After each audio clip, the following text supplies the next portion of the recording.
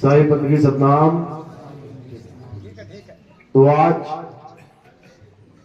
जयपुर में परम पिता परमात्मा के मूल ज्ञान का प्रचार प्रसार होने जा रहा है। बहुत बड़े भाग होते हैं उन जीवों के जो अपने पूरे जीवन काल में एक बार भी इस मूल ज्ञान को सुन पाते हैं, और उससे भी बड़े भाग होते हैं उन जीवों के जो इस मूल ज्ञान को थोड़ा सा भी समझ पाते हैं, बिल्कुल थोड़ा सा भी। क्यों? क्योंकि सुनना आसान है, आए बैठे 1 घंटा सुन के घर वापस चले गए, लेकिन इसको समझना बहुत मुश्किल है। और ये समझ केवल उसी को आता है जिस पर परम पिता परमात्मा की मोहर लगी हो। अगर मोहर नहीं लगी है तो आपको कुछ समझ में आने वाला नहीं है। ये सत्संग की पहचान है। जैसे कौवे के घोंसले में कोयल के बच्चे होते हैं, और जब कोयल आके अपनी मधुर वाणी सुनाती है, एक बार भी सुनाती है ना, तो वहीं पर कोयल के बच्चे एकदम जागृत हो जाते हैं। वो आवाज कौवे के बच्चे को नहीं समझ में आएगी। कौवे के बच्चे के सामने वो करती जन्म पिता दे, तब भी उसके समझ में नहीं आएगी। और कोयल का बच्चा एक आवाज सुन के अपनी मां के पीछे पीछे चला जाता है, कौवे के घोंसले को छोड़ के। ये महिमा है सत्संग की, ये सबके समझ में नहीं आती है। इसलिए धन्य है भाग जो हमें हमारे जीवन में केवल एक सत्संग भी मिल जाए, क्योंकि अगर पारखी होगा तो एक ही बार में समझ जाएगा, उसका निबेड़ा एक ही बार में कर देगा कि क्या सत्य है और क्या असत्य है। तो आज बहुत बड़ी किस्मत है जयपुर वासियों की, जो यहां पर मूल ज्ञान का प्रोग्राम, मूल ज्ञान का सत्संग हो रहा है। पूरे विवेक के द्वारा इस सत्संग को सुनना है, समझना है, सत्य असत्य का निर्णय करना है, और अपने मालिक के चरणों में कैसे जुड़ना है, कैसे उसमें समाना है, उसको अच्छे से समझना है। तो सत्संग शुरू करने से पहले परमात्मा के नाम पे जयकारा लगाएंगे। बोलिए परमपिता परमात्मा की, सदगुरु बंदी छोड़ कबीर साहेब की, सभी संतों की, सभी भक्तों की, आज के आनंद की, सकल हंस को बंदगी साहेब बंदगी सतनाम। तो कबीर साहब समझा रहे हैं कि जब से ये दुनिया बनी है, जब से ये जग बना है, जब से इसमें जीव आए हैं, ये जीव एक बार भी अपने असली घर, अपने मालिक के घर वापस नहीं जा पाए। जब से ये आए हैं तब से लेके आज तक पता नहीं कितने युग बीत गए। सतयुग गया, त्रेता गया, द्वापर गया, कलयुग आया। अभी तो आया कह रहे हो, लेकिन पता नहीं कितनी बार कलयुग आके जा चुका है, जिसको चतुर्युग कहते हैं। पता नहीं कितने अनंत कोटि चतुर्युग समाप्त हो चुके हैं। ये बार बार युग चलते रहते हैं, चलते, गिनती नहीं मिलती नहीं इनकी, लेकिन अनंतों चतुर्युग बीत चुके हैं। आज भी हम यहीं के यहीं बैठे हैं। इसका मतलब अनंतों युग बीत गए, लेकिन हम अपने घर नहीं जा पाए। अब बस इतना समझना है कि क्यों नहीं जा पाए, कारण क्या है, क्या कुछ कमी रह गई। सतयुग आया, सतयुग में ब्रह्मा विष्णु महेश जी की पूजा हुई, बहुत से जीवों ने करी, हमने भी की होगी, लेकिन मुक्ति नहीं हो पाई। फिर त्रेता आ गया, त्रेता में बहुत सी भक्तियां चली, हवन यज्ञ पूजा पाठ मंत्र जाप, क्या नहीं चला, सब कुछ चला, हमने सब कुछ किया, फिर भी वापस आ गए। द्वापर में कृष्ण जी आए, कृष्ण जी बहुत ज्ञान दिया, गीता दिया, सब कुछ दिया, हमने भी खूब पूजा पाठ करी, लेकिन फिर क्या हुआ, फिर वापस कलयुग में आ गए। और अगर अब कलयुग में फिर से वही काम करेंगे, कौन सा, हवन यज्ञ पूजा पाठ मंदिर मस्जिद यही सब करेंगे, मंत्र जाप राम राम हरे कृष्णा हरे यही सब करेंगे तो क्या होगा? फिर वापस आ जाएंगे मेरे भाई, फिर वापस आ जाएंगे। क्योंकि अगर इन चीजों से मुक्ति होने वाली होती तो तब ही हो गई होती। क्यों आए यहां पर? लेकिन अगर आए हो तो इसका मतलब जो पहले करते आए हो वो अब नहीं करना है। अगर वही कुछ करते रहे ना जो सतयुग द्वापर त्रेता से होता आ रहा है तो समझ लो कि फिर वही हाल हो जाएगा, दोबारा आना पड़ेगा। इसलिए अब क्या करना है? जो कुछ आज तक कर रहे हो, जो कुछ भी आज तक कर रहे हो, क्या करना है और किसके पकड़ना है? छोड़ देना है, छोड़ देना है। जो तुम कुछ करते आए हो, हिंदू भाई है राम राम हरे कृष्णा राधे राधे ओम नमः भगवते वासुदेवाय ओम नमः शिवाय, जो कुछ भी करता आ रहा है क्या करना है? छोड़ देना है। मुस्लिम भाई है अल्लाहू अकबर अल्लाहू अल्लाहू नमाजें पढ़ रहा है, कुरान पढ़ रहा है और उसे सोच रहा है कि मुक्ति हो जाएगी, क्या करना है? छोड़ देना है। सिख भाई है सोच रहा है वाहिगुरु वाहिगुरु वाहिगुरु वाहिगुरु करके मेरी मुक्ति हो जाएगी, क्या करना है? छोड़ देना है। ईसाई है कह रहा है हालेलुया करूंगा, गीता बाइबल पढ़ूंगा, चर्च जाऊंगा, उससे मेरी मुक्ति हो जाएगी, सब छोड़ देना है, बिल्कुल छोड़ देना है। तो करना क्या है? वो करना है जो आज तक नहीं किया। क्या नहीं किया? नाम खूब जप लिए, मंत्र खूब जप लिए, पूजा पाठ हवन यज्ञ खूब जप ली, तीर्थों में नहाना धोना गंगा स्नान जमुना स्नान बहुत कर लिया, सब कुछ कर लिया, पर क्या नहीं किया? आत्मज्ञान को प्राप्त नहीं किया, इस आत्मा को नहीं जाना, इस आत्मा के बारे में कभी सोचा ही नहीं कि आत्मा नाम की भी कोई चीज होती है। भाई वो क्या है? आत्मा का नाम तो सुना ना सबने? किस किस ने सुना? हाथ खड़े करो जरा। लगभग सभी ने सुना होता है, सभी ने, ऐसा कोई होगा ही नहीं। हर देश में जिसने आत्मा का, रूह का, सोल का, स्पिरिट का नाम ना सुना हो, सबने अपनी अपनी भाषाओं में सुना है, लेकिन कभी सोचा है आत्मा क्या होती है, कैसी होती है? अपनी अपनी आत्मा साथ लेके आए हो? किसी की घर तो नहीं छूट गई कि खाना बनाते बनाते चौके में छूट गई हो, कपड़े धोते धोते बाथरूम में टांग के घर आ गई? यहाँ पे कई लोग कहते हैं गुरुजी कंठी रह गई बाथरूम में, क्यों? नहाते हो उतार दी थी, वही लटकी रह गई। तो कहीं ऐसा तो नहीं कि आत्मा भी वही रह गई हो? सब लेके आए हो आत्मा, पक्की बात है? हाथ लगा के चेक करो जरा। भाई मोबाइल लाए हो, पर्स लाए हो, हाथ लगा के चेक करते हो ना, तो आत्मा लाए हो, हाथ लगा के चेक करो जरा, लाए हो कि नहीं लाए हो? कहां हाथ लगाओगे भाई? लेकिन ये प्रमाणित है कि तुम आत्मा को लेके आए हो। अगर आत्मा साथ ना होती तो क्या होता? पहुंच जाते यहां पे, तुम कभी पहुंच ही ना पाते, रास्ते में ही पड़े होते, घर में ही पड़े होते, मुर्दा पड़ा होता वहां पे। लेकिन अगर यहां तक पहुंचे हो, इसका मतलब आत्मा की ताकत से यहां पहुंच पाए हो।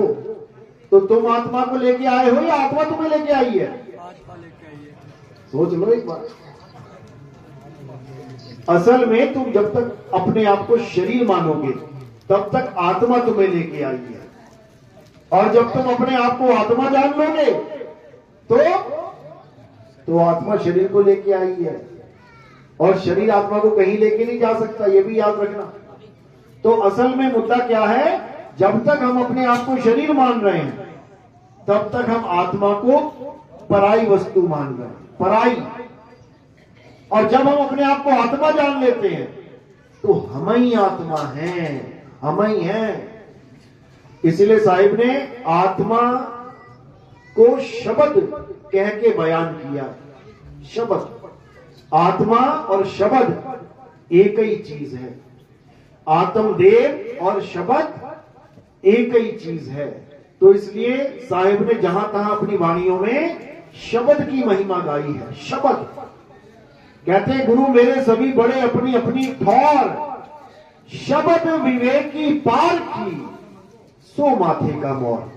इसका मतलब ये नहीं कि शब्द विवेकी पारखी का मतलब जो कबीर साहब के शब्दों को अच्छे से खोल रहा है या अच्छे से उसको गा रहा है या अच्छे से उसको समझा रहा है तो वो शब्द पारखी हो गया। बहुत से कबीर पंथी ऐसे हैं जो शब्द को कबीर साहब की वाणी करके मानते हैं कि सार शब्द क्या है, कबीर साहब की वाणी ही सार शब्द है। सार शब्द क्या है? सार शब्द निर्णय का नामा, यानी कबीर साहब की वाणी का जो निर्णय कर देगा उसी को सार शब्द कहते हैं। बिल्कुल नहीं। सार शब्द क्या है? सार शब्द तुम्हारा आत्म स्वरूप है, उसी को सार शब्द कहते हैं, उसी को सतनाम कहते हैं। सत्य नाम है सार, बूझो संत विवेक करी, उतरो भव जल पार। सतगुरु का उपदेश यही। कह रहे सत्य नाम है सार। सतनाम ओम सोहंग नहीं है कि कोई सोचे कि ओम सोहंग मंत्र देने वाला गुरु हमें सतनाम दे रहा है। बिल्कुल नहीं। अरे सत्य नाम कोई नाम नहीं कि तुम उसको जपोगे बैठ के। सत्य नाम कोई नाम नहीं, ये है आपन रूप। और जो जाने इस भेद को पावे आप स्वरूप। जो इस भेद को जान जाएगा कि आखिर सतनाम होता क्या है, वो अपने आत्म स्वरूप को प्राप्त कर लेगा। उसको फिर काया से मतलब नहीं है। काया तो फिर केले के छिलके की तरह हमेशा डस्टबिन में जाने के लिए तैयार रहेगी। देखो केला जब जाते हो मार्केट में क्या खरीद के लाते हो?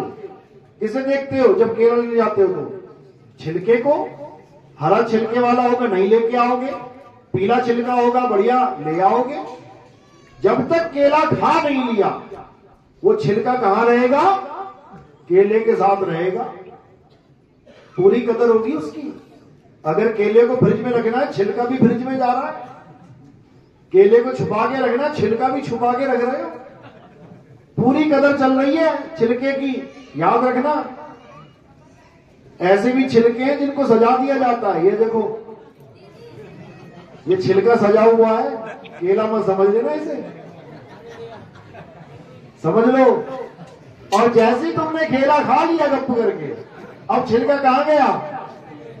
अब गया डस्टबिन में। यही महिमा है उस आत्म देव की कि जब तक वो तुम्हारे साथ है तब तक तुम्हें सोफे पे बैठाया जाएगा, गद्दों पे लिटाया जाएगा, गाड़ियों में घुमाया जाएगा। और जैसे ही आत्म देव से ये छिलका अलग हो गया, फिर क्या करेंगे? इसको जलाया जाएगा, इसको दफनाया जाएगा, इसको खत्म कर दिया जाएगा। ये महिमा है उस आत्म देव की, समझ लो।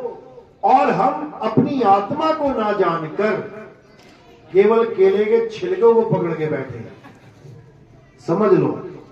यानी तुम्हारे सारे रिश्ते नाते, ये मेरी माँ, ये मेरा बाप, ये मेरा बेटा, ये मेरी चाची, ये मेरा चाचा, केवल इसीलिए चल रहा है ये ड्रामा क्योंकि आत्मा है। और जैसे ही आत्मा ने अलग कर दिया शरीर को, कोई मामी नहीं, चाची नहीं, कोई ताई नहीं, उठाओ और जलाओ, खेल खत्म। तो इसलिए कबीर साहब समझा रहे हैं कि इससे पहले कि तुम उस आत्मदेव से अलग हो जाओ, उसको जान लो, उसको पहचान लो। कौन जानेगा? सुरत जानेगी। क्यों? क्योंकि सुरत ही आत्मदेव से जुदा हुई पड़ी है अज्ञानता में।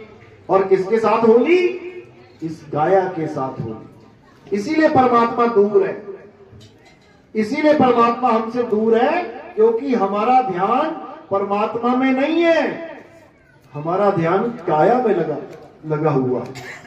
सूरत परमात्मा के साथ नहीं है, सूरत काया के साथ जुड़ी पड़ी है, संसार में फंस गई है। इसीलिए साहब कह रहे हैं, सूरत फंसी संसार में तासी दूर, और सूरत बांध स्थिर करो आठों पहर हुजूर। 8 पहर। सच्ची भक्ति और झूठी भक्ति यानी अधूरी भक्ति में क्या फर्क है? जो सच्ची भक्ति होती है वो 8 पहर की भक्ति होती है। 8 पहर यानी दिन में 2 घंटे, 4 घंटे। कई गुरु तो ऐसा कहते हैं ना, दिन में 2.5 घंटे भजन करना है। और 2.5 घंटे भजन करना है तो 21.5 घंटे के क्या करना है? फिर माया का भजन करना है। यानी 8 पहर यानी 24 घंटे एक ही काम करना है तुमने। याद रखना, एक ही काम, 2 नहीं है वहां पे। और जो अधूरी भक्ति होती है वो टाइम टू टाइम होती है। अरे 5 बज गए, चलो चलो चलो आरती करेंगे, आरती करेंगे। अरे 10 बज गए, चलो भैया आरती करेंगे। अरे 11 बज गए, चलो अब नाम जपेंगे। ये नहीं होती है कि पता लगा नाम जप रहे, डेढ़ 108 हो गए, चलो जी काम छूट गया। गुरुजी मैंने एक माला कर ली, बहुत बढ़िया। अब क्या करेगा? अब माया में घूमेगा, अब फिर सूरत फंसेगी। इसलिए अब क्या करना है? अब उस भक्ति को जानना है जो 8 पहर चलेगी। 8 पहर जैसे पनिहारे अपना मटका सिर पे रख के चलना शुरू करती है। जब वो चलती है तो उसका ध्यान कहां है? मटके में। और उसके पैर कहां है?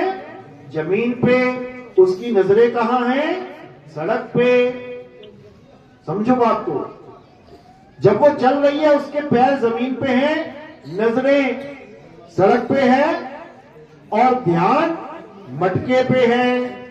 अब वो अगर 24 घंटे चलेगी तो उसके पैर कहां रहेंगे? 24 घंटे जमीन पे। नजरें कहां रहेंगी? 24 घंटे सड़क पे। और ध्यान कहां रहेगा? 24 घंटे मटके पे। तो ये सच्ची भक्ति है। ये वो भक्ति है कि 24 घंटे में एक भी पल ऐसा नहीं बीतेगा जब तुम मालिक को याद नहीं करोगे। सिमरण, याद करना, जपना नहीं कि 2 माला करवाई, 4 माला करवाई, चलो जी हो गया। कबीर साहब समझा रहे हैं, सुधर जा सुधर जा सुधर जा। क्या कह रहे हैं? अरे माला तो कर में फिरे और जीभ फिरे मुख माही, और ये मनवा 10 दिसी फिरे, ये तो सिमरन नहीं। ये सिमरन नहीं है। क्या है ये? जाप है, जाप। सिमरन अलग होता है, जाप अलग होता है। जाप धर्म के अनुसार होता है। हिंदू धर्म का आदमी है तो क्या जपेगा? राम राम राम राम राम राम राम राम राम राम, हरे कृष्णा हरे राम हरे राम, राधे राधे राधे राधे। मुसलमान है तो क्या जपेगा? अल्लाहू अल्लाहू अल्लाहू। सिख है तो क्या जपेगा? वाहिगुरु वाहिगुरु वाहिगुरु वाहिगुरु वाहिगुरु। ईसाई है तो वो अपना हिसाब से जपेगा। लेकिन इन चारों में से कोई भी सिमरन करना नहीं जानता, नहीं जानता। तो सिमरन करना बिल्कुल अलग चीज है और जाप करना बिल्कुल अलग चीज है। सिमरन करने से आपकी मुक्ति होगी और जाप करने से आप बंधन में पड़ोगे। इसीलिए साहिब ने बोला, मोको कहां ढूंढे रे बंदे, मैं तो तेरे पास में, ना मैं जप में ना मैं तप में। जप और तप दोनों को खंडित कर दिया। ना मैं जप में, ना मैं तप में, और ना एकांत निवास में। मोह को कहां ढूंढे रे बंदे, मैं तो तेरे पास में। अब कह रहे खोजी होए तुरंत मिल जाऊं। कैसे खोजेंगे? खोजने का एक तरीका होता है, जैसे आपका पर्स गिर गया किसी रास्ते में, अब आप कैसे खोजोगे उसको? सबसे पहले आपको याद करना पड़ेगा कि मैं किस गली से आया था। मैं स्कूल से चला, में पर्स था, हाँ, लेकिन जब मैं घर तक आया हूं पर्स नहीं है। इसका मतलब पर्स कहां मिलेगा? कहां मिलेगा? उसी रास्ते में मिलेगा, वहीं पड़ा होगा कहीं ना कहीं। और ऐसा होता भी है, जैसे तुमने देखा, अरे पर्स कहां है, एकदम यू टर्न लेते हो, देख देख देख देख देख जाते हो गली में ढूंढते ढूंढते, और याद रखना उसी गली में जाओगे जिससे आए। ऐसा नहीं होगा आया मैं इधर से ढूंढने उधर चला जाऊंगा। आदमी बड़ा होशियार है, इसको समझ में आता है कि कहां पे चीन गिरी होगी। तो अब गुरु क्या करता है? गुरु तुम्हें सिमरन का रास्ता बताता है कि याद कर बेटा, याद कर, जहां से तू वस्तु को भूला है, वस्तु वहीं पड़ी है, नाम नहीं जपना है। जिस गली में वस्तु है वहीं पड़ी है जहां गिरी थी, तू बस यू टर्न लगा दे, केवल उलट जा तू। तो साहिब समझा रहे हैं, अरे वस्तु कहीं और ढूंढे कहीं, और कैसे लागे हाथ, गुप्त वस्तु तब मिले जब भेदी लीजे साथ। और भेदी लीना साथ में क्या करेगा? भेदी भेदी तुम्हें उस वस्तु का स्थान बताएगा कि वो कहां पर है वस्तु, तब तुम्हें समझ में आएगी बात। तो कह रहे वस्तु लीनी, भेदी लीना साथ में, और दीनी वस्तु लखाए, और कोटि जन्म का पंथ था, पल में पहुंचा जाए। कहते करोड़ों जन्म लग जाते हैं उस वस्तु को ढूंढते ढूंढते ढूंढते ढूंढते, मिलती नहीं। लेकिन गुरु ने ऐसा दया कर दी कि अब वो वस्तु मुझे सहज ही प्राप्त होगी। और कैसे होगी? जप से नहीं, जपना नहीं है। अगर पर्स गिर गया किसी गली में और तुम यहां बैठ के पर्स पर्स पर्स पर्स जपते रहोगे, कोई और उठा ले जाएगा इतनी देर में। तो जल्दी से जल्दी बैक टर्न, यू टर्न लेना है। तो साहिब समझा रहे हैं, अरे उलट समानी आप में, और प्रगति ज्योति अनंत, साहिब सेवक एक संग, खेले सदा बसंत। कहते हैं जब भेदी गुरु मिल गया, उसने समझा दिया कि बेटा तेरी वस्तु तेरे पास है, कहीं भटकने की जरूरत नहीं है कि तेरी वस्तु किसी मंदिर में गिरी पड़ी है, या तेरी वस्तु किसी मस्जिद में पड़ी है, या किसी मक्का मदीना में या कहीं काशी में पड़ी है। बिल्कुल नहीं, बिल्कुल नहीं। तेरी वस्तु कहां है? मैं तो तेरे पास में, बिल्कुल पास में। लेकिन उसका भेद नहीं पता, इसलिए वो दूर भी है। साहिब का घर दूर है, अरे जैसे पेड़ खजूर, ज्ञानी जन के पास में, अज्ञानी से दूर। कहते बिल्कुल पास में है तुम्हारे। तुम किसी रिश्तेदार के घर चले जाओ, अब चाय बनाने लगो वहां पे, अब चीनी का डब्बा उन्होंने ऐसी जगह रख रखा है जो तुम्हें मिल ही नहीं रहा है, तो क्या पीना पड़ेगा वहां पे? फीकी चाय पीनी पड़ेगी, क्योंकि तुम्हें भेद ही नहीं पता। और अगर तुमने फोन कर लिया, अरे चीनी का डब्बा कहां भाई, अरे वो रखा है सुंदर, आके बच्चे खा लेते हैं, तो क्या मिलेगा तुम्हें? मीठी चाय मिलेगी। तो भेदी लीना साथ में, और दीनी वस्तु लखाए, और कोटि जन्म का पंथ था, पल में पहुंचा जाए। यानी इस सूरत को गुरु अपने मूल का भेद बता के पल में ही उसको भक्ति करवाना स्टार्ट करवा देते हैं। अब जो भक्ति आप कर रहे हो, ये आठों पहर की भक्ति है, ये आठों पहर काम चलेगा। कोई ये ना पूछता रहे मुझे, गुरुजी कौन से टाइम बैठा करूं, सुबह बैठूं, शाम बैठूं, दोपहर बैठूं। अरे बैठा छोड़, तू लेटा भी रहेगा ना, तू खाता भी रहेगा ना, तू घूमता भी रहेगा ना, वो तब भी चल रही है। वो भक्ति अलग नहीं हो सकती। क्यों? अरे मेरा साईं मुझे भजे और मैं पाऊं विश्राम, और तुम विश्राम भी ना कर पाओ तो फूटी किस्मत तुम्हारी। उसमें भी नहीं। मैं कहता हूं विश्राम, अरे गुरु जी कुछ हो नहीं रहा, हो नहीं रहा, गुरु जी कुछ हो नहीं रहा। अरे विश्राम कर ले भाई, तो विश्राम भी ना कर पाएगा। ऐसी हालत क्यों? क्योंकि करने की इतनी आदत पड़ चुकी है, कुछ ना कुछ कर लूं कर लूं कर लूं। अरे अब नहीं करना है, अब विश्राम करना है। अब वो कर रहा है जो करना है, तू बस इंतजार कर। अरे धीरे धीरे रे बना, धीरे सब कुछ हुए, और माली सींचे 100 घड़ा, ऋतु आए फल हुए। आज तुमने बीज बोया और बीज कल को छलांगे मारा, भैया अंकुरित नहीं हो रहा, क्या हो गया?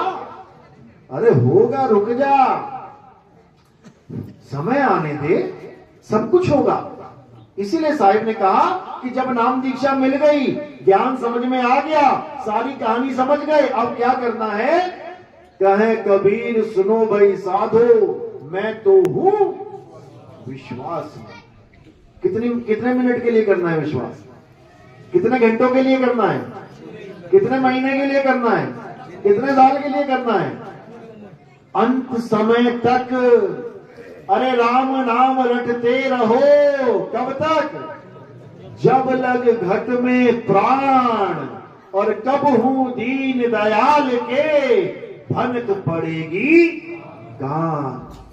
अब ये मत समझ लेना कि तुम्हारी आवाज सुनाई नहीं देगी उसे, वो सब सुन रहा है।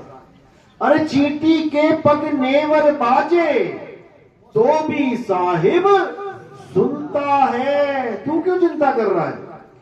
तू केवल टिक जा, टिक जा, बस टिकता ही नहीं है। क्यों? बिल्कुल उस बंदर की तरह। बंदर देखो, तुम कहो बंदर टिक जा भाई, कभी ऊपर कभी नीचे, कभी ऊपर कभी नीचे, कभी पाल के देख लेना, पता लग जाएगा। वो टिकता कब है? जब उसकी गर्दन बांध देंगे ना, उसके बाद टिक के बैठ जाएगा वहां पे, क्योंकि उसको पता है अब दौड़ने का कोई रास्ता नहीं बचा। इसीलिए जिसका मन अभी भी दौड़ रहा है, नाम लेने के बाद भी, समझ जाना भाई बंदर ही बनोगे जाके। अब बांध लो उसको अच्छे से, यानी द्वार धनी के खड़े रहो, और धक्का धनी का खाओ। कब हूं धनी निवाजी है, जो दर छाड़ना। हाँ, तो कितने दर छोड़ के जा चुके हैं पता है तुम्हें? जो दर छोड़ के चला जाता है, अपने माने में तो वो सोच रहा है कि मैं परम विवेकी हो गया, मैं इससे भी आगे बढ़ गया, मैं नितिन दास के भी ज्ञान से आगे बढ़ गया। और असली मायनों में क्या हो गया? अरे आगे खोजे तो गिर पड़े, और पीछे खोजे भुलाए। सार शब्द से आगे खोजे, बांधा जमपुर जाए।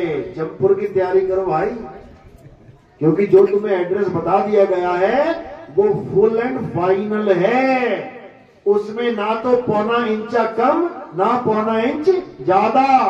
याद रखना, जो तुम्हें बता दिया है वो अटल सत्य है। अब तुमने क्या करना है? उस अटल सत्य पे टिकना है। धक्के खूब पड़ेंगे, ये तो साहिब ने वाणी में ही तुम्हें बता दिया। धक्के खूब पड़ेंगे, धक्के खाने की तैयारी करो। जिसके ज्यादा धक्के पड़े, समझना उसका पुष्पों की वर्षा से स्वागत होगा। याद रखना, मटके पे खूब थपेड़े पड़ते हैं। जब कुम्हार मटका बनाता है, उसके बाद उसे खूब पीटता है अच्छे से, और जो अच्छे से पिटाई खाता है वो क्या होता है? वो सबसे अच्छे दामों में मार्केट में बिकता है जाके, क्योंकि उसको पूरा गोल कर दिया जाता है। तो ये मालिक की महिमा है। जिसके ज्यादा थपेड़े बज रहे हैं, समझ जाना कि गोल हो रहा है बढ़िया से, और ऐसे करके निकालेंगे कि क्या बात है। जैसे सोने को जब शुद्ध किया जाता है, तपाया जाता है। अब सोना कहे ये तो मेरा दुश्मन है, गुरु ऐसा थोड़ी नहीं होता, आग में डाल दिया मुझे। तो नितिन दास भी खूब थपेड़े मारता है अच्छे से। चेला वही है जो गुरु के थपेड़े सहे और अपने अंदर जो कमी है उसको ठीक कर ले, उसके बाद उसकी कीमत पड़ जाती है। हीरा भी घन की चोट खाता है। सोचो, जो महारानी के महाराजा के मुकुट पे जाके बैठेगा, पहले लोहे का घन खाएगा, वो ऐसे ही नहीं चढ़ जाएगा सिर पे। तो जब लोहे का घन पड़ेगा, अगर हीरा होगा तो सह लेगा, और कांच होगा तो टूट जाएगा, निकल जाएगा। तो जो हमारे पंथ से निकल जाते हैं, उनको गलती से भी हीरा मत समझ लेना कि अरे बड़े विवेकी बंदा था, वो पता नहीं कहां चला गया। विवेकी बंदा तो कहीं जा सकता है? नहीं जा सकता। इसका मतलब वो दिखावे का विवेकी था, वो कोशिश कर रहा था दिखावा करने की, लेकिन वो टिक नहीं पाया। क्यों? क्योंकि यहां पे दिखावा चलेगा ही नहीं, यहां तो असली घन पड़ेगा, नकली घन नहीं पड़ेगा थर्माकोल वाला जो फिल्मों में पड़ता है। यहां लोहे वाला पड़ेगा, बढ़िया वाला, और पूरी तसल्ली करा देगा। तो इसी को साहिब ने बोला है कि सत्य और असत्य का जब निवेड़ा होता है तो कष्ट तो बहुत आते हैं भाई, बहुत कष्ट आते हैं। वो तुम्हारी परीक्षा होती है कि ये थोड़े से कष्टों की वजह से सत्य को छोड़ के असत्य में जा रहा है, या सारे कष्टों को सह के निर्मल हो रहा है, पवित्र हो रहा है, कुंदन बन रहा है। ये तो परीक्षा सबकी होनी है, याद रखना। और जो बेचारे परीक्षा में फेल हो जाते हैं वो तुम्हें वापस कहीं ना कहीं खड़े मिलेंगे, कोई माता के दरबार में, कोई पिता के दरबार में, कोई दादा के दरबार में। जो थोड़ा सा भी कष्ट नहीं सह पाते वो चले जाते। कोई बताता है जी फलाना वहां पे ऐसे ऐसे होता है, वहां पे बकरा चढ़ा दे, सारे कष्ट दूर हो जाएंगे। महाराज जी जाके बकरा चढ़ा देते हैं। क्यों? पुरानी जो दिमाग में गंदगी भरी पड़ी है कि भगवान किसी जीव को कत्ल करवाने से खुश हो जाते हैं और तुम्हें खुशियां दे देंगे। अरे भैया, इस दुनिया का नियम है जो करोगे सो भरोगे। यहां तुम्हें हर बंदा ये समझा रहा है कि कर्म अच्छे करो, पाप कर्म मत करो, किसी जीव की हत्या मत करो। तो तुमने कैसे सोच लिया कि भगवान जीव हत्या से खुश हो जाएगा? ऐसा बिल्कुल नहीं है।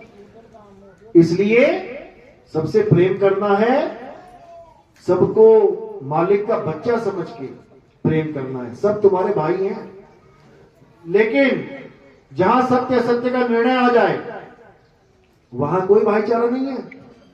अब ये नहीं कि लठ बजा दो सिर पे उसके, यानी वहां पे पक्षपात भी नहीं करना है। ऐसा नहीं सोचना है मेरा भाई भी ईसाई है, मैं भी ईसाई हूं, अरे नितिन दास बात तो सही कर रहा है, लेकिन नहीं, हम तो ईसाई रहेंगे। ईसाई रहो, लेकिन सत्य को समझ के रहो। हिंदू रहो, मैं कोई धर्म चीज थोड़ी नहीं करवा रहा हूं किसी का। हिंदू है, हिंदू रहो, लेकिन सत्य को समझ के रहो। मुस्लिम है तो मुस्लिम रहो, मैं ना बदलवाता तुम्हारा नाम, लेकिन सत्य को समझ के मुस्लिम रहो। इसी प्रकार सिख है तो सिख रहो, लेकिन सत्य को समझ के सिख रहो। तो क्या होगा? जब सत्य को समझ लोगे तो पहले तुम केवल हिंदू थे, अब क्या बन गए? अब सच्चे हिंदू, क्योंकि सच को समझ लिया। तो जब सच्चे हिंदू बन गए तो क्या बन गए? सनातनी हो गए। हिंदू और सनातनी में जमीन आसमान का फर्क होता है। जो सत्य को नहीं समझ पाते वो हिंदू हैं, और जो सत्य को समझ लेते हैं वो सनातनी हैं। जो सत्य को नहीं समझ पाते वो मुस्लिम हैं, और जो सत्य को समझ लेते हैं वो सच्चे मुस्लिम हैं। अब तुम कहोगे सच्चा मुस्लिम और झूठा मुस्लिम भी होता है? होता है। नहीं तो मुसलमानी देशों में किसी भी मुस्लिम को फांसी पे ना चढ़ाते वो लोग। मुस्लिम ही मुस्लिम को फांसी पे चढ़ा रहा है। क्यों? क्योंकि जो फांसी पे चढ़ रहा है वो सच्चा मुस्लिम नहीं है, तभी तो चढ़ रहा है वो। सच्चा मुस्लिम ही कभी फांसी पे चढ़ेगा क्या? नहीं चढ़ेगा।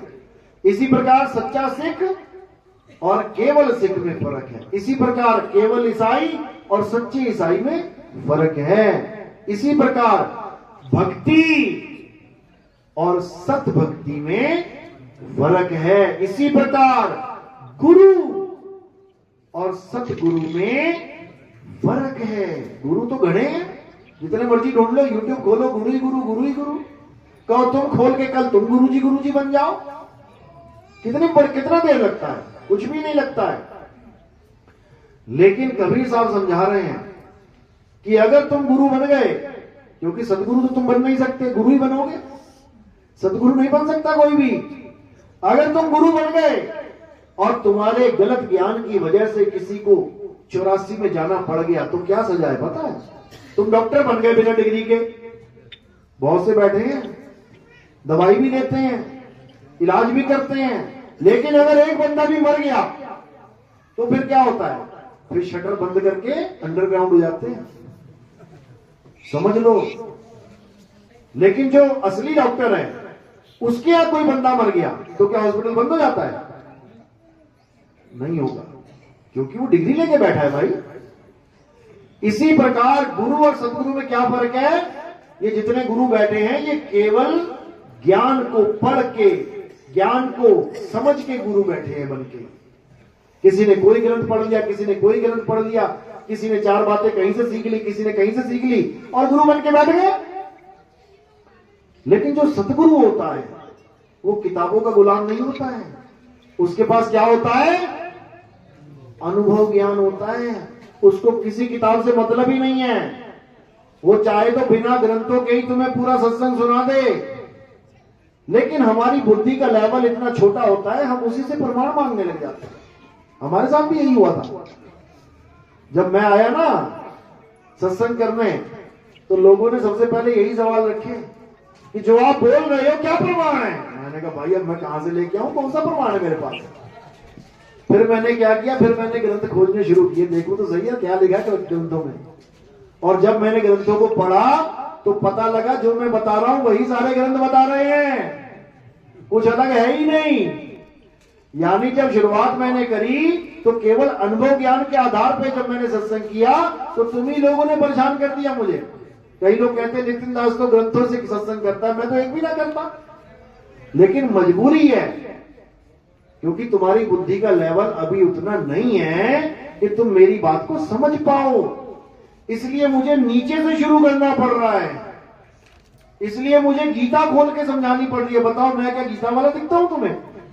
क्या मैंने माथे पे पीला टीका लगा रखा है या पीले कपड़े पहन के राधे राधे कर रहा हूं मैं? लेकिन हमने जो गीता समझाई वो राधे राधे करने वाले कॉपी करने लग गए।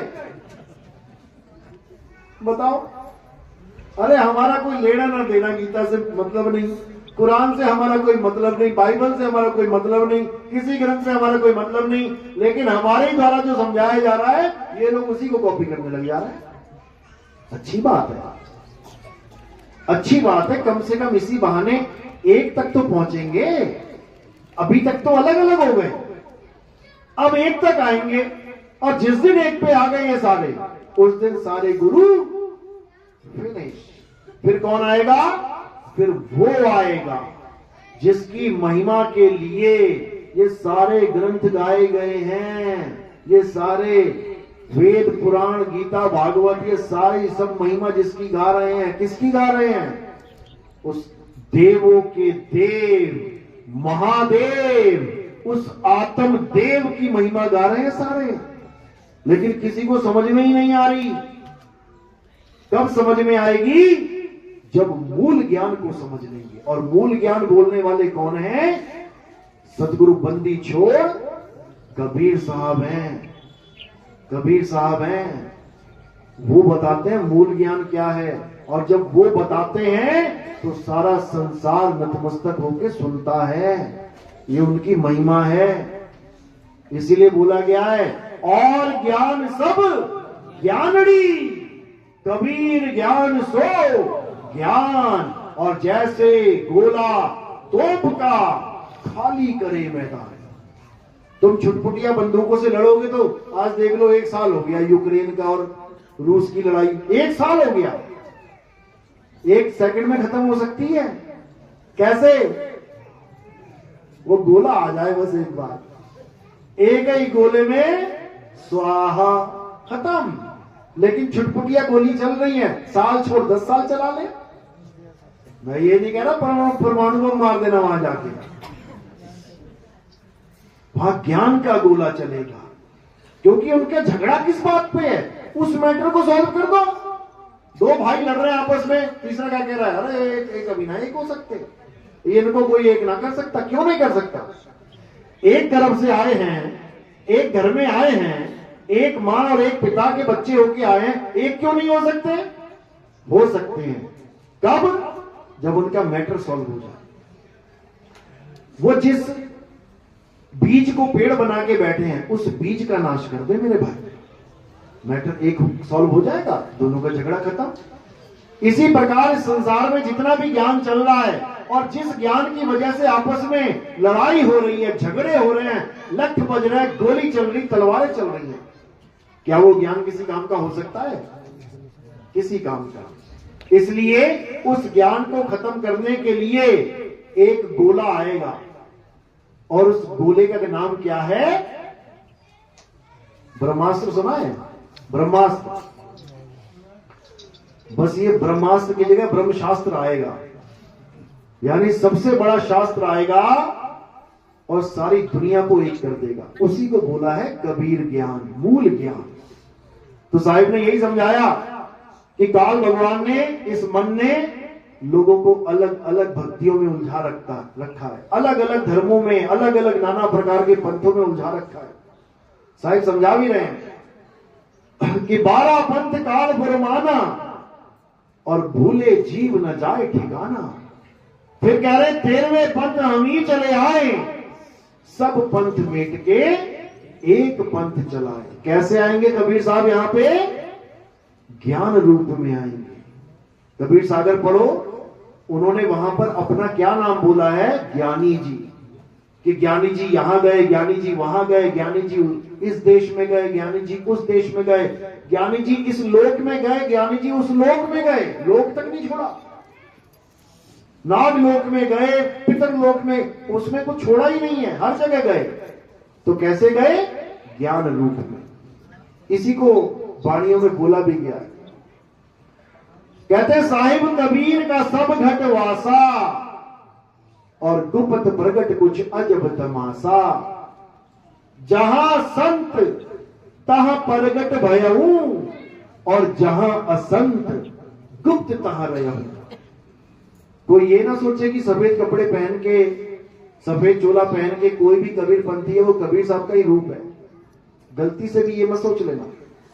अपना भेद बता रहे हैं। जहां संत, संत का मतलब क्या होता है? संत का मतलब क्या होता है? संत का मतलब होता है सृष्टि का अंत। जो अपनी सृष्टि का अंत कर दे वही संत है। सृष्टि कहां है? सृष्टि कहां है? यही सृष्टि है। ये सृष्टि है तुम्हारी। आप मरे जग प्रलय हुई। जिस दिन तुम्हारी ये सृष्टि खत्म हो जाएगी, तुम्हारे माँ बाप भाई बहन तुम्हारे लिए खत्म हो गए।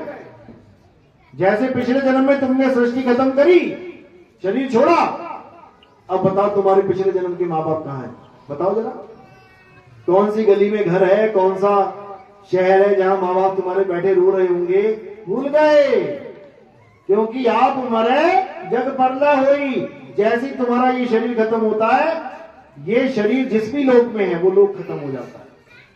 जैसे तुम स्वप्न में चले जाते हो, स्वप्न लोक में खूब लड्डू पेड़े बर्फी खा रहे हो, खूब नोटों की शैया पे सो रहे हो, खूब मजे कर रहे हो। जैसे ही सपना खुल गया, सपना टूटा, कहां पे आ गए? अपने असली वाली चारपाई पे, जहां पर एक भी नोट नहीं बिछा है। और कहां से आए हो? जहां नोटों की बारिश हो रही थी, लड्डू पेड़े सब कुछ रखा हुआ था। अब कहां है वो? खत्म। क्यों? क्योंकि वो सृष्टि तुमने खत्म कर दी तो उस सृष्टि का लोक भी खत्म हो जाता है। वरना आदमी का बस चले ना, सपने में लॉटरी जीत जीत के टोकरे भर भर के यही लेके आ जाए। अगर इसका बस चले, होता यही है वहां पर भी। यहां भी सुख दुख भोग रहा है, सपने में भी सुख दुख भोग रहा है, लेकिन यहां का सुख वहां और वहां का दुख यहां नहीं ला सकता। दिक्कत ये है।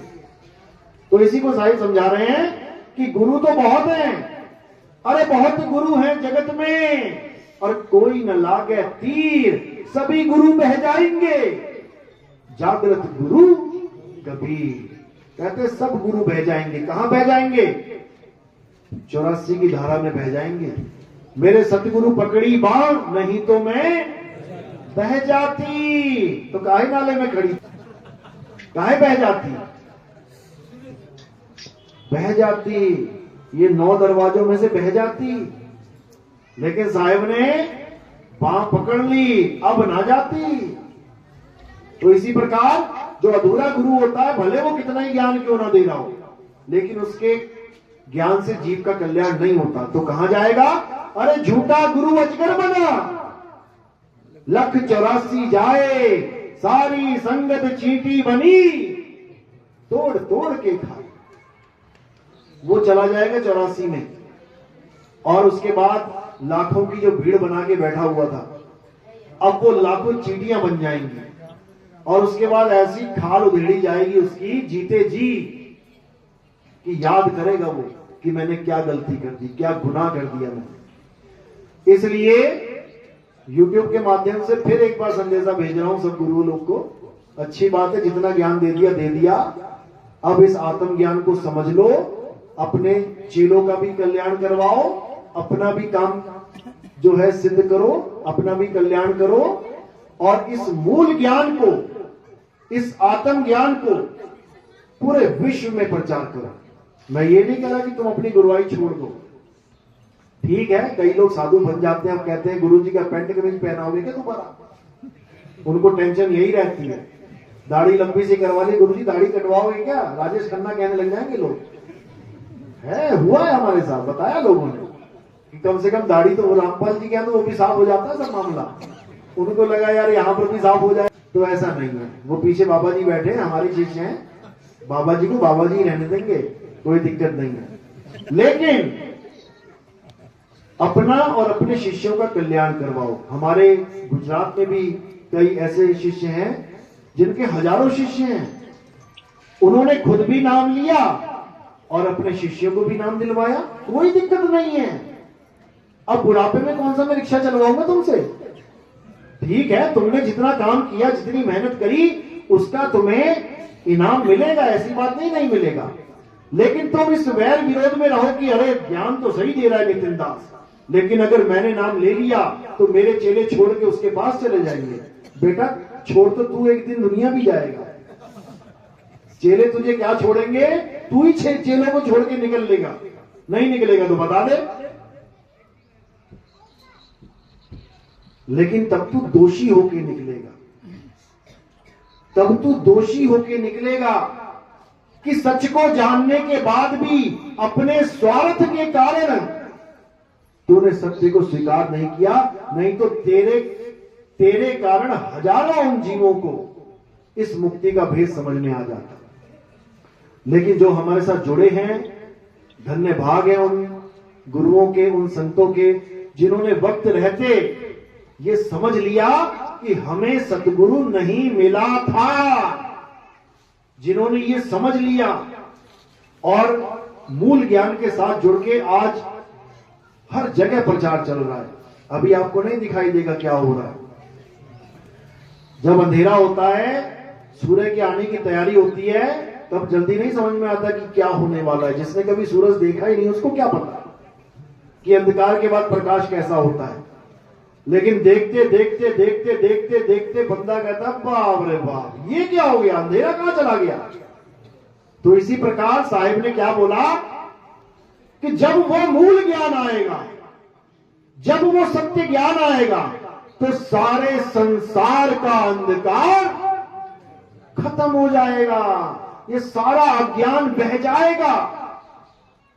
इसीलिए मदन साहब के ग्रंथ में ये लाइनें लिखवाई गई, कबीर साहब ने बोली कि चौथी गद्दी होई अवतारा, ताका चरित्र विदित संसारा, हम ही उनके सिर बैठ आई और वासे पार कोई नहीं पाई। लोग कहते हैं कि नितिन दास अपने सिर पे फूल रखवा के आरती करवाता है अपनी। अरे मेरे भाई, अगर नितिन दास अपनी आरती करवाता होता ना तो अपने चरणों में फूल रखवाता। मेरे सिर पे रखने का क्या मतलब है? क्या तुम किसी के सिर पे रख के आरती करते थे आज तक? कभी नहीं। ये उसकी महिमा है कि नितिन दास उसकी आरती करवाता है, जो सिर पे बैठा हुआ है ये उसकी आरती चल रही है। और ये ग्रंथों में प्रमाणित है कि जब आखिरी अवतार आएगा तो उसकी महिमा होने से पहले उसकी पूजा आरती शुरू हो जाएगी। ये भविष्य मालिका में लिखा हुआ है। समझ लो, आज से कितने 100 साल पहले ये उस शब्द गुरु की तरफ जिक्र है। मेरी तरफ मत देखो तो तुम मुझे मरवा दोगे फालतू में। ये शब्द गुरु की महिमा है कि उसकी आरती लोग करेंगे बिना उसे जाने, बिना उसे पहचाने। राम जी की आरती हुई, राम जी को पहचानने के बाद। कृष्ण जी की पूजा हुई, सारी लीलाएं करने के बाद। अब शपथ गुरु की आरती क्यों हो रही है? क्या हो गया तुम्हारे साथ? क्या करवा दिया उसने तुम्हारे साथ? कोई लीला दिखाई क्या? लेकिन फिर भी आरती हो रही है। ये महिमा है उसकी, यानी बिना कुछ किए ही वो महिमा पाएंगे। ये भविष्य मालिका में दर्ज है, मैंने नहीं लिखा भैया, उड़िया भाषा में लिखा है। मुझे ना आती उड़िया, लेकिन सब धर्मों में उसकी महिमा गाई गई है। ईसा मसीह के धर्म वाले ईसाई महिमा गा रहे हैं। ईसा मसीह आएंगे, ईसा मसीह आएंगे आएंगे। तो तुम क्यों प्रचार कर रहे हो? रुक जाओ ना, वो आगे खुद कर लेंगे। तुम क्यों मिशनरियां बनी हुई है? तुम क्यों गली गली में हल्ला मचा रहे हो? अरे उनके लिए भी तो कोई काम छोड़ दो यार, वो क्या करेंगे फिर आके? क्यों? पैसे का धंधा, नोट का धंधा। मुसलमानों में कहा जाता है इमाम मेहदी आएंगे, पूरी दुनिया में सबको मुसलमान बना देंगे। और कुरान हदीस में लिखा है कि ऐसा समय आएगा जब हर जगह तबाही होगी, चिड़िया जमीन पे उतरेगी लेकिन उसको सूखी जमीन नहीं मिलेगी उतरने के लिए, इतना खून बह जाएगा। तो फिर मुसलमान किसे बनाएंगे? वो ये सारे मरीज आएंगे तो वो मुसलमान किसे बनाएंगे भाई? किसी को समझ में नहीं आ रही, क्योंकि ये गुप्त भेद है। ये इसलिए लिखे जाते हैं, भविष्य इसलिए बताया जाता है। हमारा भी एक भविष्य पुराण है, पता है ना? कल की अवतार नाम सुना किसी ने? कल की अवतार किसने सुना है? राम जी का नाम भी सुना है ना? राम जी ने किसको मारा था? रावण का नाम सुना है? कृष्ण जी ने किसको मारा? कंस का नाम सुना है? कल की किसको मारेंगे? नाम सुना है उसका? किसको मारेंगे? ये तो चलो हमने बता दिया, ये तो हमने बता दिया, नहीं तो कल की सब जानते हैं, लेकिन उसको नहीं जानते जिसको वो मारेंगे। कल की का एड्रेस सब बता रहे हैं। संबल में पैदा होंगे, कोई कह रहा है उड़ीसा वाले संबल में, कोई कह रहा है यूपी वाले मुरादाबाद वाले संबल में, कोई पता नहीं कहां के संबल में बता रहा है। अरे भाई कोई उसका भी तो एड्रेस बता दो जिसको मारेंगे। वो क्या रहता है? उसका किसी को एड्रेस नहीं पता। लेकिन ग्रंथ कहते हैं कि जो जिसको मारेगा वो दोनों जानते हैं एक दूसरे को, वो दोनों जानते हैं। राम भी रावण को जानते थे, रावण भी राम को जानता था। ये मत समझना कि वो जानता नहीं था, उसको पता था कि मैं किसके हाथों मारा जाऊंगा, वो सब कुछ जानता था। तो इसी प्रकार जिसका वध होगा उसको अच्छे से जाना जाता है कि कहां रहता है वो, और बताया जाएगा। उसके बाद तुम भी जान जाओगे उसको, क्योंकि तुमने भी वध करना है उसका। सब कुछ कल की थोड़ी नहीं करेगा, कुछ तुम भी तो करोगे। इसीलिए साहिब ने बोला है कि वो कौन है? वो तुम्हारा मन है, जिसको कल की अवतार मारेंगे। और साहिब ने बोल रखा है ये कि मन को मार गगन चढ़ जाई, मान सरोवर बैठ नहाई। जब तुम उसको खत्म करोगे, तुम ही करोगे, और जब तुम अपने आसन पे जाके बैठोगे तब तुम्हें क्या समझ में आएगा? अरे अब तो जाए चढ़े सिंहासन और मिले हैं सारंग पानी, राम कबीरा एक भये हैं, कोई न सके पहचानी। यानी जो तुम्हें भरमाया जा रहा है कि तुम वहां जाके भगवान को चवर करोगे, अरे तुम ही भगवान हो जाओगे वहां जाके। समझ लो, आप ही संग आप ही बाजे, आप ही सारा कुछ आप ही आप हो जाएगा।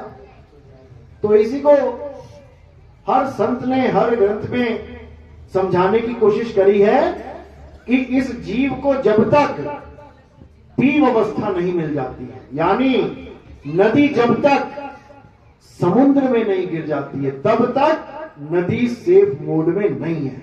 पता नहीं कौन से प्रदेश में सरकार का डिसीजन आ जाए कि यहां बांध बनाएंगे जी, लो जी लग गई बांध, रोक पाएगी नदी क्या? एक बांध जम्मू में लगा दिया, आगे गिरी बेचारी पंजाब तक पहुंची, पंजाब में लगा दिया, आगे यूपी तक आई, यूपी में लगा दिया। वो बांध लगा लगा के कहानी खत्म कर दी इसकी। लेकिन एक बार अगर समुद्र में गिर जाए फिर कौन लगाएगा बांध? नहीं लगा पाएगी। इसीलिए बोला कोटि तो ब्रह्मा भय और कोटि भय ईश, साहिब तेरी बंदगी से जीव हुए जगदीश। अब कोई अलग से परमात्मा नहीं मिलने वाला तुम्हें कि तुम सोचो है मैं तो पहुंच गया यहां पे सिंहासन पे, लेकिन कोई और है ही नहीं, किसी और का इंतजार नहीं करना, तुम ही हो वो।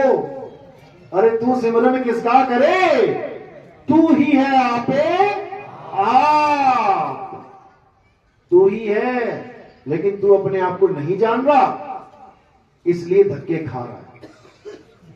तो अब क्या करना है, अब उस डॉक्टर से इलाज करवाना है जो डॉक्टर आने वाले हैं, समझो।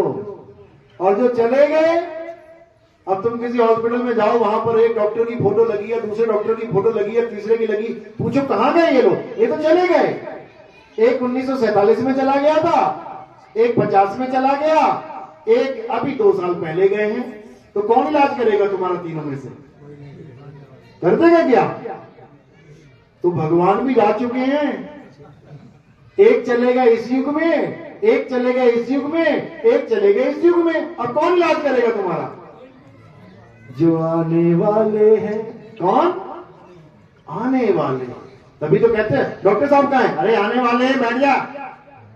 जो आने वाले हैं वही तो इलाज करेंगे। तो कौन आने वाला है? कौन आने वाला है? कल की अवतार आने वाला है, उसकी बात करो। जो चले गए उसके नाम पे ढोल मत पीटो, वो तो चले गए। अगर राम जी चले गए और राम जी सारे काम बना देते तो कृष्ण जी को आने की क्या जरूरत थी? राम जी चले गए, तुम राम राम करके रावण का वध कर देते, कंस का वध कर देते, तुम बकासुर को मार देते, तुम सारे राक्षसों का वध कर देते। लेकिन नहीं तो दिखा दो राम भगत कौन है द्वापर युग में। द्वापर युग में राम भगत कौन थे?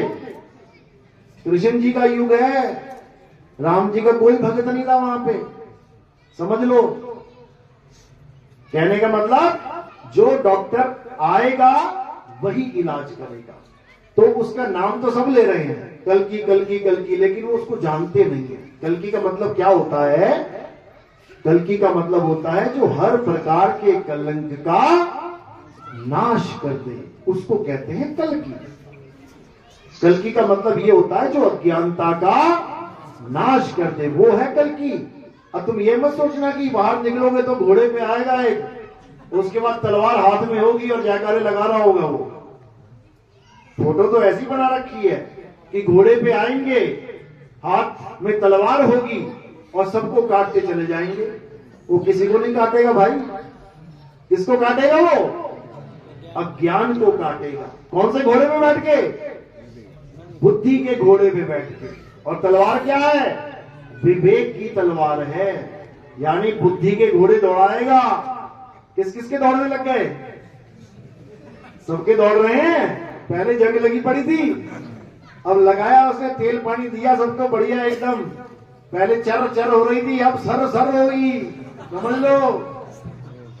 अब ऐसे दौड़ोगे कल्कि की तरह, क्योंकि तुम ही कल्कि हो, पहचान लो अपने आप को। घोड़े पे बैठ के तलवार लेके जब तुम दौड़ोगे ना तो तुम्हें कोई पकड़ नहीं पाएगा, और जो भी अज्ञानी आएगा उसका तुम सफाया करते चले जाओगे, समझ लेना। तो वो और कोई नहीं, वो ज्ञान रूपी कल्कि है जो सब में प्रकट होगा, सब में। जब तुझ में राम, मुझ में राम, सब में राम समाया, तो तुझ में कल्कि, मुझ में कल्कि क्यों नहीं हो सकता? हो सकता है। अब ये मत समझना कि तुम ही कल्कि हो,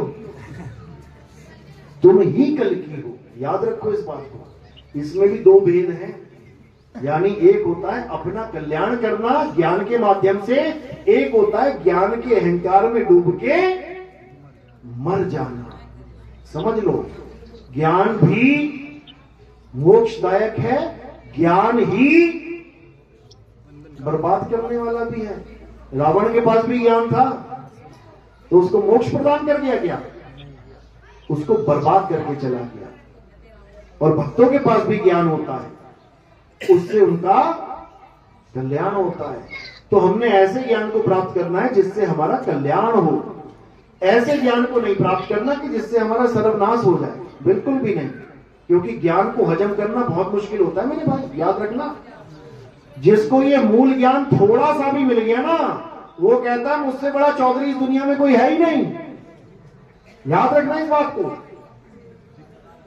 तो इसलिए डॉक्टर कई बार टेस्ट करता है, कोई इंजेक्शन देना होता है और खतरा होता है कहीं इसको रिएक्शन ना हो जाए, तो पहले एक बूंद डालते हैं उसके अंदर। एक बूंद जाते ही थोड़ी देर डॉक्टर बैठाता है, बैठ जा भाई, टिक जा। 2 मिनट 3 मिनट 5 मिनट के बाद पूछता है, हाँ उल्टी तो नहीं आ रही ना, हाँ खुजली तो नहीं हो रही ना, कोई चक्कर तो नहीं आ रहा ना, अब क्या करेगा? अब पूरा इंजेक्शन ठोक देगा अंदर। तो मैं बता रहा हूं कि अभी तक जो ज्ञान अभी आया है, ये अभी एक बूंद आया है, और इस बूंद के बाद देखो कितनों को खुजली होने लग गई, कितनों को चक्कर आने लग गया, कितने तो हवा में उड़ने लग गए। ये एक बूंद का असर है। अभी जब इंजेक्शन ठोकूंगा ना तो पागल हो जाएंगे वो लोग। अभी केवल एक बूंद दी है मैंने, उस एक बूंद में ऐसे नाच रहे हैं जैसे सब कुछ मिल गया हो। ये महिमा है, ये मालिक की महिमा है, समझ लो। ये महिमा है उस समुद्र की कि तुम्हें एक गिलास में ही तृप्ति मिल जाती है। कितना कितना पानी पीते हो? एक समुद्र पी जाओगे क्या एक बार में? तुम्हारी तृप्ति एक बूंद से ही हो जाएगी, समझ लो। लेकिन उस एक बूंद को हजम करना है, बदहजमी मत कर देना, कहीं उल्टी काम हो जाए तुम्हारा, बर्बाद हो जाओगे। तो इसीलिए साहिब समझा रहे हैं कि सत्य और असत्य का निबेड़ा करना सीखो। बहुत से ऐसे लोग आएंगे अब तुम्हारे सामने जो ये कहेंगे नितिन दास तो आत्मज्ञानी है, परमात्म ज्ञानी नहीं है। तुम्हें तो आत्मा की साधना करवाई जा रही है, परमात्मा की साधना नहीं करवाई जा रही है। उनसे केवल एक सवाल पूछ लेना कि आत्मा और परमात्मा में भेद क्या है, आत्मा कैसी है, परमात्मा कैसा है।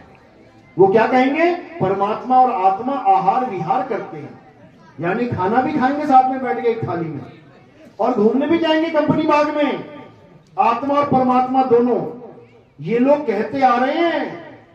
अब हमारे सत्संग सुन के अब क्या कह रहे हैं? परमात्मा तो शब्द रूप है। तो उनको पूछो शब्द कहां टहलता है भाई? ये शब्द कहां टहलने जाता है? क्या शब्द भी टहलता है किसी के साथ जाके?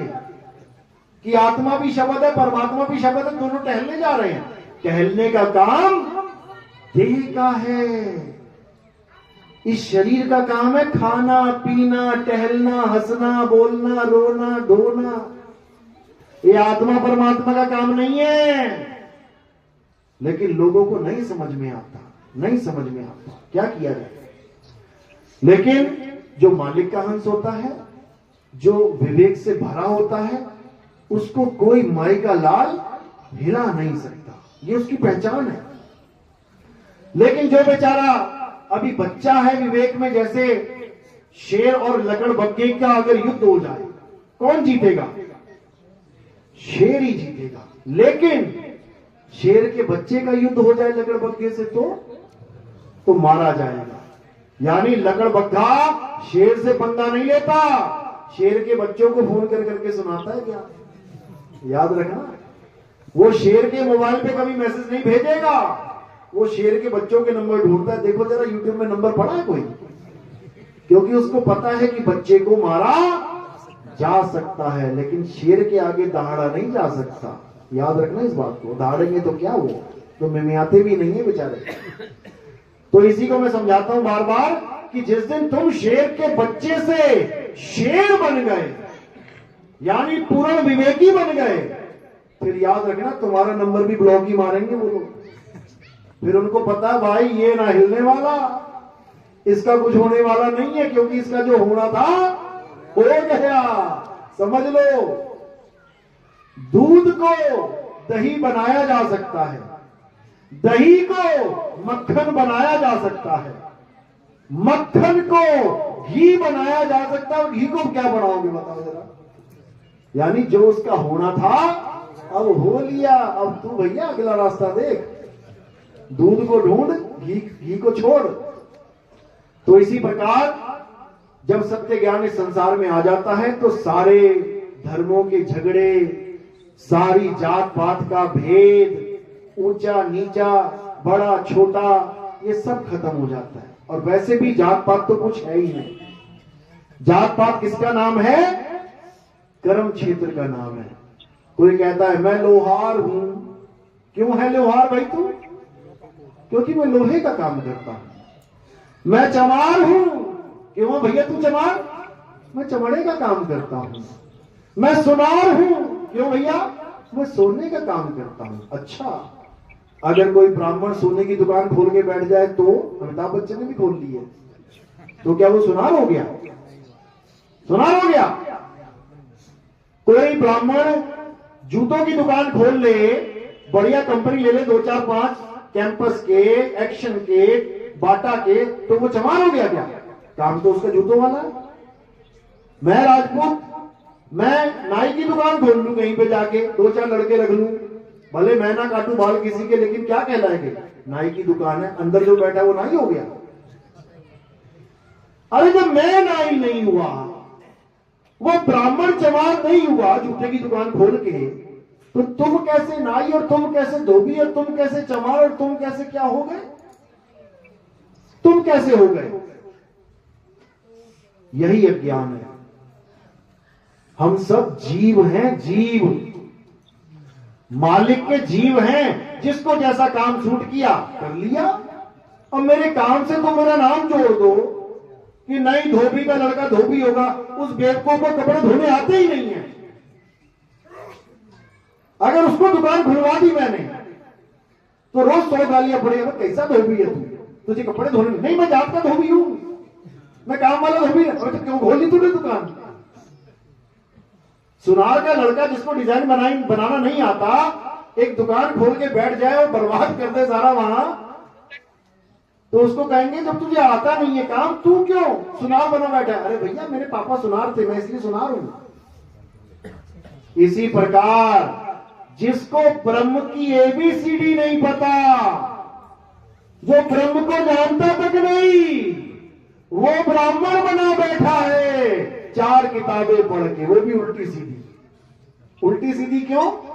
इन्हीं ब्राह्मणों से पूछ लो कि लहसुन और प्याज कैसे बने, अभी समझ में आ जाएगा उल्टी सीधी का। एक कहता है कि गाय की हड्डी और गाय का मांस जहां गिरा वहां लहसुन और प्याज हो गया, समझ में आता है। हड्डी का डिजाइन अलग होता है, मांस अलग होता है।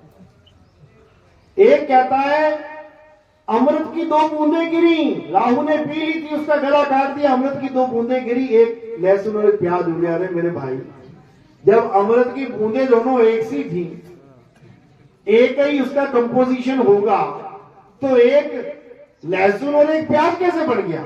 या तो दोनों लहसुन बन जाती या दोनों प्याज हो जाते।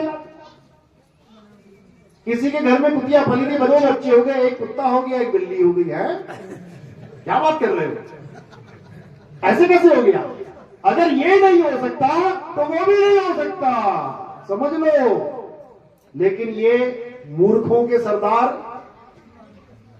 गुरु बने बैठे हैं, और सामने जनता का तो विवेक में क्या बोलूंगा फिर? जब गुरु मूर्खों का सरदार बना बैठा है तो जनता कहां होगी? खुद ही समझ लो। लेकिन यहां ये दाल नहीं गलेगी किसी की। यहां पर एक सत्य है, गुरु के लिए भी वही सत्य है, शिष्य के लिए भी वही सत्य है। उसमें कोई मतभेद नहीं है। और अगर कोई मतभेद होता है तो वो एक पंथ में नहीं है। फिर पंथ अलग हो गया भैया, फिर 12 पंथ में चले गए तुम, फिर 13वें पंथ का ज्ञान तुम्हारे लिए नहीं है। और कोई गलती से ये ना सोचे कि अरे गुरु जी से ज्ञान तो ले ही लिया है, कौन गुरु, कैसा गुरु, ज्ञान तो मिल ही गया है, काम तो बन ही जाएगा, अब कुछ भी बोलने लग जाओ यूट्यूब पे। तो मेरे भाई, कर्ण भी ऐसा सोच के बैठ गया था एक बार। कर्ण भी ये सोच के बैठ गया था, चलो गुरु जी से ज्ञान मिल जाए, झूठ बोल के ले लेते हैं। और उसने ले भी लिया कि नहीं लिया? तो उसके बाद क्या हुआ? हालांकि हम शराब किसी को नहीं देते, लेकिन जो विधि का विधान है वो समझाने के लिए बताया जाता है। यानी जो उस युग में विधान था वही विधान इस युग में भी काम करता है। जो गुरु से झूठ बोल के नाम लेते हैं या गुरु के ज्ञान से अलग कुछ ज्ञान देने लग जाए कि चलो भले मैं अलग दे रहा हूं लोगों को इकट्ठा करने के लिए, लेकिन नाम गुरुजी वाला ही काम आ जाएगा मेरे, अंत समय में मेरी मुक्ति हो जाएगी, तो क्या होगा? क्या श्राप मिला था? करण, जब तुझे इस ज्ञान की सबसे ज्यादा जरूरत होगी तब ये ज्ञान तू भूल जाएगा। ले ले ज्ञान, कर ले कल्याण।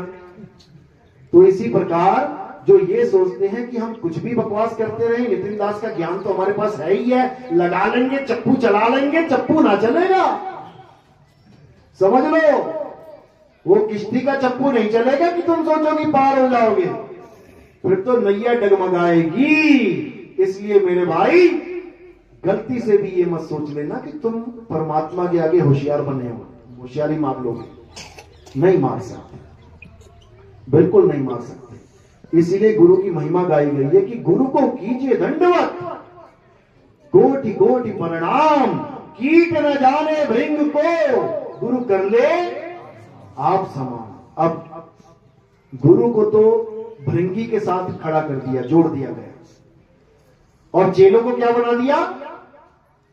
कीट पतंगे। समझ लो। लेकिन आजकल के चेलों को कह देना अरे कीट पतंगे, तो वो कहेंगे हमें भैया ऐसा गुरु चाहिए जो हमारी इज्जत करे। समझ लो, मैं ये नहीं कह रहा कि हम कीट पतंगे बोलेंगे किसी को, लेकिन आज के टाइम में चेला ऐसा गुरु ढूंढ रहा है कि गुरु मेरी इज्जत करे। समझ लो इस बात को। असल में इज्जत वो जीव नहीं चाह रहा है गुरु से। कौन चाह रहा है? मन चाह रहा है। और जीव को समझ ही नहीं आ रहा है, जीव को ये समझ में ही नहीं आ रहा है कि मुझे इज्जत चाहिए थी, कि मुझे मुक्ति चाहिए थी। जिसको फांसी होने वाली है वो क्या कह रहा है? जो उसको खाना देने आ रहा है, हो इज्जत से दिया कर भाई, इज्जत से कर मेरी बात। और ये नहीं पता लटकने वाला है थोड़े दिनों में, जो लटकने वाला है वो इज्जत ढूंढ रहा है, इज्जत ढूंढ रहा है वो। लेकिन याद रखना है कि इस बार तुम्हें ऐसा गुरु मिला है जो तुम्हारी छोड़ो अपनी इज्जत नहीं करता, वो बेइज्जती में खुश है। निंदो निंदो मोको लोग निंदो, अरे निंदा जन को बहुत प्यारी, निंदा बाप निंदा महतारी। समझ लो, यहां इज्जत नहीं मिलेगी किसी को, अच्छे से धोया जाएगा। तो इसी को समझना है, यानी कि हमने मान सम्मान अपमान से ऊपर आ जाना है। अगर तुम मान अपमान सम्मान से ऊपर नहीं आ पाए तो समझ लेना कि तुम एक अदृश्य शक्ति की कैद में हो, और उस अदृश्य शक्ति का नाम है अलग निरंजन। याद रखना। इसलिए मीटर बता रहा हूं तुम्हें, मीटर। जैसे तुम बाइक चलाते ना, तुम्हें कोई कहे कि 100 की स्पीड में आना, तो क्या देखते आते हो? पेड़ कितनी तेजी से जा रहे हैं पीछे, या जमीन कितनी जल्दी जा रही है पीछे, क्या देखते हो? मीटर देखते हो। पेट्रोल लेने जाते हो ना, तो क्या देखते हो? थोड़ा देखते हो सामने वाले का, सुंदर है कि काला है कि पीला है, मीटर देखते हो। तो इसी प्रकार एक मीटर देता हूं मैं तुम्हें, तुम्हें पता लगता रहेगा कि तुम कितने आजाद और कितने बंधन में हो। जब बहू को सास की बात से गुस्सा आता रहे तो समझ जाना अभी तुम जाल में फंसे हुए हो। जब सास को बहू की बातों से गुस्सा आता रहे तो समझ जाना कि अभी बेटा काल के जाल में ही हो। जब तुम्हें किसी की भी बात से गुस्सा आने लगे, अब ये नहीं कि वो तुम्हें कुछ गलत काम कर रहा है तो गुस्सा ना करो, यानी कि जब तुम्हारे मान सम्मान की बात आती है, कोई तुम्हारा अपमान कर देता है और तुम उसको सह लेते हो, तब समझना कि अब तुम्हारा हाजमा बहुत परफेक्ट हो रहा है। अब तुम बिल्कुल सही ट्रैक पे जा रहे हो। हाँ, अति की भली न बरसना, अति की भली न चुप। अति का भी इलाज है हमारे पास, ऐसी बात नहीं है, लेकिन शुरुआत ऐसे ही होनी चाहिए। यानी एक्शन का रिएक्शन एक साथ नहीं करना चाहिए। कई लोग कहते हैं हमारे घर में झगड़े बहुत होते हैं, क्या करें जी? झगड़े इसलिए होते हैं क्योंकि एक्शन का रिएक्शन बहुत जल्दी हो जाता है तुम्हारा। 10 दिन का गैप दे दो, केवल 10 दिन छोड़ो, 1 दिन का गैप ले लो कि आज जो बात हुई है तुमने पलट के नहीं बोलना है, कल को बोल देना। जो तुम आज जवाब देना चाहते हो आज मत देना, कोई बात नहीं, कल को दे देना। देके देख लेना, दोनों ट्राई कर लेना। जो आज तुम जवाब दे दोगे तो आज बात का बतंगड़ बन जाएगा, और जब तुम कल जवाब दोगे उसी बात को दोहराओगे, कहो जो आज गलत बोल रहा है कल माफी मांग ली तो उनसे की माता जी गलती हो गई। एक दिन वो यही सोचती रहे कि यार सासू मां कुछ बोल ही नहीं रही है, ऐसा क्या हाजमा बढ़िया हो गया इसका, कुछ बोल ही नहीं रही है, आज तक तो फटाक से बोल देती थी। वही कल को अपनी गलती का एहसास करके कहो माफी मांग ले। तो जब युगों युग तक इंतजार किया लोगों ने, बाली को मारा, बाली ने 1 युग इंतजार किया, तब आके कृष्ण जी को मारा उसने। तो तुम 1 दिन का इंतजार कर लो, सारा मैटर सॉल्व हो जाएगा। ये छोटी मोटी कहानियां मुझे मत सुनाया करो, मेरे पास बहुत बड़ी बड़ी वाली कहानियां हैं। ये तुम्हारी कहानियां सुनने का टाइम नहीं होता मेरे पास। आधे से ज्यादा फोन इसी में आते हैं, गुरुजी आज करवा चौथ का व्रत है, रख लो क्या? ऐसे फोन आते हैं, गुरुजी आज ग्रहण लग रहा है, कर लो क्या जो करते थे? अरे भाई ये हमारा काम ही नहीं है, इसी काम में रहना तो यहां क्यों आए हो? तो अब आगे बढ़ना है। आगे बढ़ने वालों को विवेकी कहा जाता है, पीछे बढ़ने वालों को अविवेकी कहा जाता है, मूर्ख कहा जाता है। तो आगे की बातें जानकर अब पिछली क्लास में मत बैठो।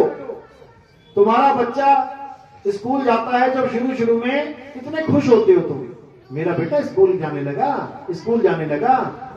और अगर 10 साल उसी क्लास में रहे तो कहोगे मर जाने, आगे क्यों नहीं जाता? यही मरेगा क्या? 10वीं में मरेगा 10 साल, अरे आगे क्यों नहीं जाता? वही हाल तुम्हारा है, सारी उम्र मंदिर में ही रहोगे क्या? अरे आगे क्यों नहीं जाते? सारी उम्र मस्जिद ही जाओगे क्या? अरे आगे क्यों नहीं जाते? सारी उम्र पूजा पाठ करते रहोगे क्या? अरे आगे क्यों नहीं जाते? तो आगे कहां जाना है? आत्मज्ञान में आना है, आत्मज्ञान को जानना है। हे अर्जुन, जो अपनी आत्मा में रमण करते हैं, जो अपनी आत्मा में तृप्त हैं, जो अपनी आत्मा में संतुष्ट हैं, अपनी आत्मा में, अर्जुन मेरी आत्मा के पीछे मत पड़ जाना, अपनी आत्मा के बोला गया है। जो अपनी आत्मा में रमण करते हैं, आत्मा में रमण करना है, रेत में रमण नहीं करना।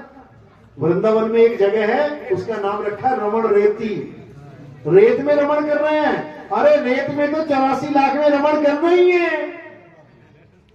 84 लाख में रेत में रमण करते आए। कुत्ता कोई बेड पे थोड़ी सोता है, कि सुअर डंडक के गद्दे पे सोता है, कि गाय भैंस बढ़िया शानदार गद्दों पे सो रही है।